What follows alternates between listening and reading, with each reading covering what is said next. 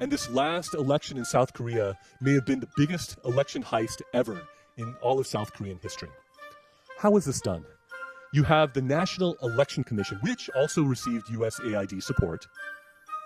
The National Election Commission was the center of operations inside of Korea with respect to this election fraud. The early voting was a major vehicle by which this happened. Unlike the main election day, you did not even have to vote in your own district.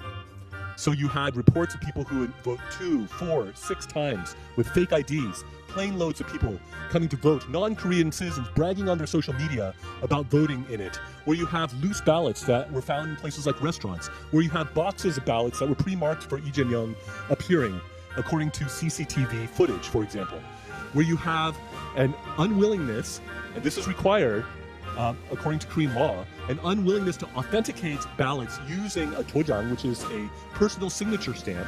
Instead, you have the pre-printed ballots that already have a stamp on them that are not the personal stamp of the election monitor or manager. They are a generic stamp that is pre-printed that does nothing to verify or authenticate the ballots that were there. How is it that you have more votes than registered voters? Sometimes to the tune of 100-something%, 200-something% in certain voting districts. This is literally mathematically impossible if you consider things like this. Like it was mentioning the pristine ballots. Something that's important to know about that is that the ballots must be folded by law. Legally, it's required for the ballots to be folded. Then how are all these pristine ballots that are unfolded all checked for Lee Jae-myung? How does that happen?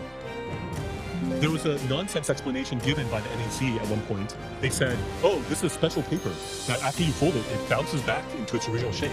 Can I see the patent for that? Who has ever made such paper that goes boing after it's been folded? There's no such thing. This is fiction.